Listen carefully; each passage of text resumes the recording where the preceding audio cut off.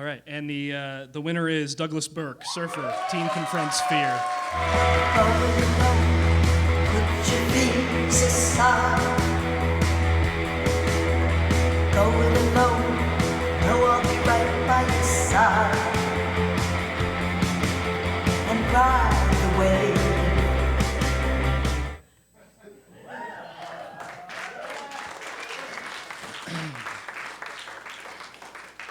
And here to accept the award, all the way from California, Douglas Burke, everybody.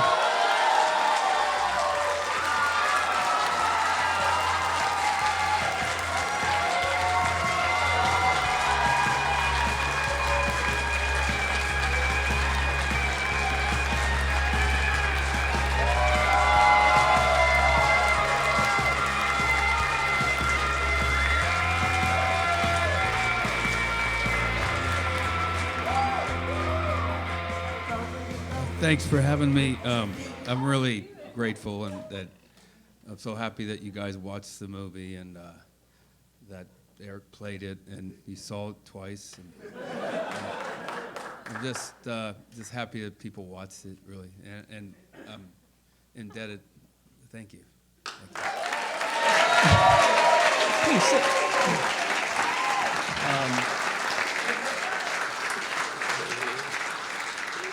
While we have you here, we have to at least do a quick Q&A. But my first question was, is this the first award that the film has won? I think so, yeah.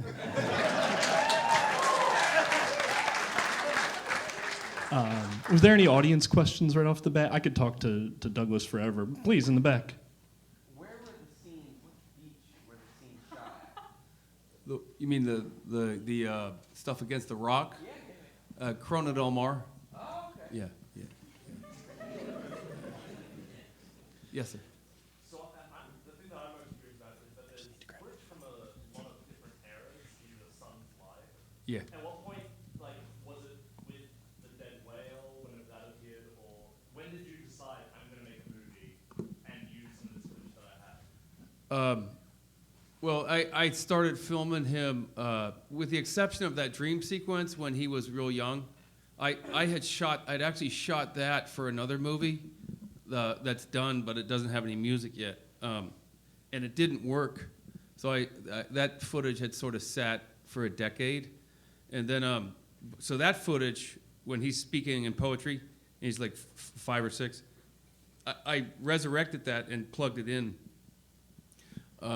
Because in Surfer, he's supposed to be shocked that I say I'm his dad, and the audience is supposed to not believe it. So, and he's supposed to not believe it. But then that dream sequence is supposed to make you buy into it. But the other footage was I was just filming him as a surfer, and from when he was very young, and we'd film actually 3 or 4 mornings a week, and I was filming him so he could see his maneuvers, and then after a couple of years of that, maybe 18 months or so, I decided that this would make a good silent movie, kind of like Fantasia, where Mickey Mouse is fighting the water, and so I just kept filming, thinking, well, I'll make it into a silent movie, maybe for the internet, and. But then when he started to ride pretty big waves, like when he's 11, he rode the Wedge in Newport, which is a pretty big wave, and then at 12 he rode a pretty big wave at Todos Santos, which is 9 miles off Ensenada, and then 13 he rode Puerto Escondido, which is a break down about 100 miles north of Guatemala. And he rode that wave. That's a very menacing wave. It's very steep and fast. And pretty much if he could ride that, he was only 13, about 85 pounds maybe when he rode there. And I thought, oh my God, he could, should be able to ride anything if he could ride Big Porto. And then just a month after that, he rode Mavericks, which is a very big slab in Half Moon Bay. And I told him, I said, if you keep doing that and we get like a giant wave, that we'll make we'll make a movie with dialogue. Would you like to do that?" And he said, "Yeah." And so it wasn't long after Mavericks. I think he first wrote Mavericks in well, he was 13, and then he turned 14 in like November 21, I think 2015, and then in February of 2016 there was a big El Nino, and there's a lot of waves in the winter, and he rode that giant wave you see at the end, and then I said, okay, we gotta take all this footage and make it into a movie, you know, a real movie with a story, and so that's kind of how it went, you know. Yeah, so for those who didn't see it, just to summarize, it started out as home video footage of his son surfing and became this spiritual feature-length odyssey. Yeah. And all that stuff that I teach him, we really did in real life, like meditation, but it was spaced out over many years. So we sort of condensed it. Let's take Yeah. a couple more. Yeah. You spoke about another film that's not finished. Do you have any previous films or any future projects? I have a film that's done, and there's a little sequence of Sage in it, and I just have to score it.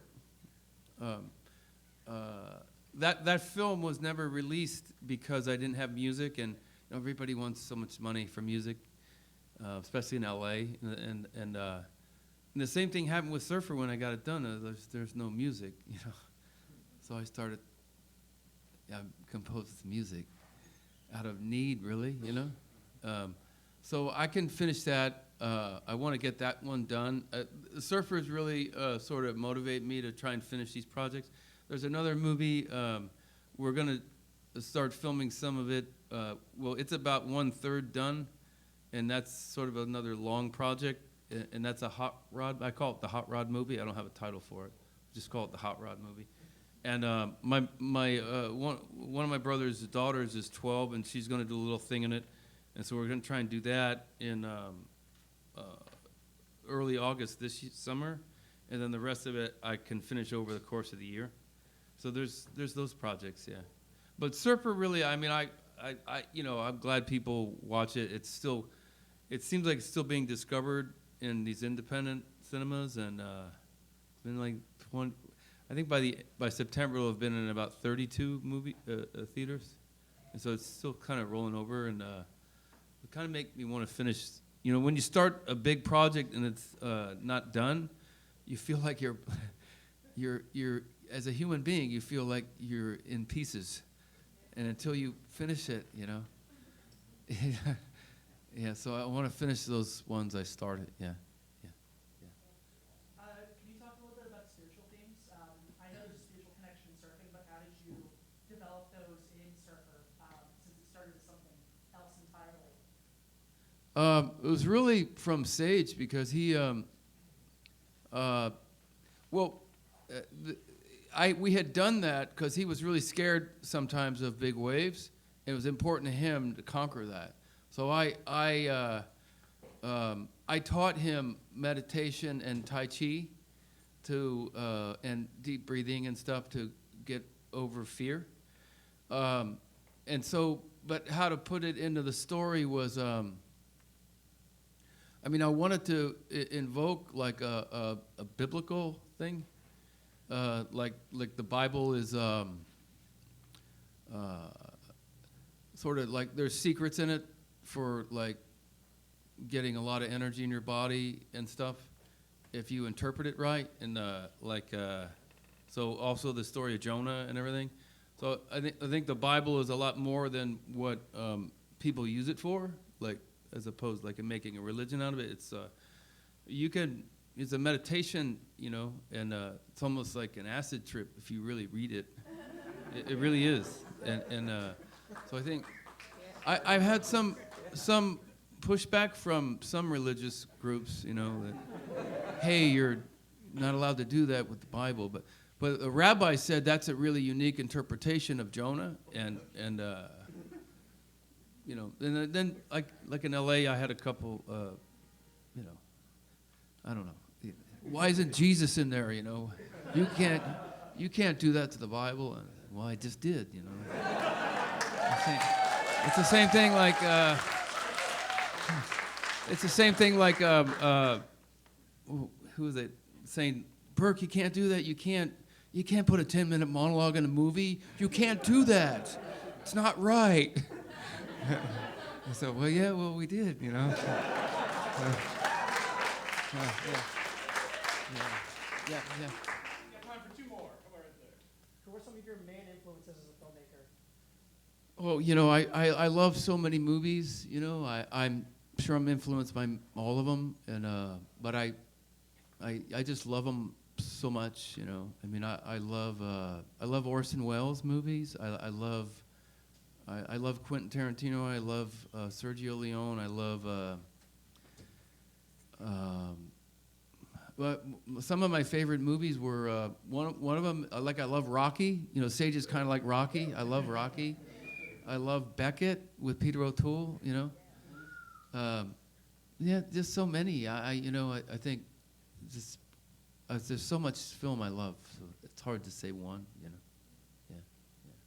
Any more? Okay, last one. Is there a release date for DVD or home video?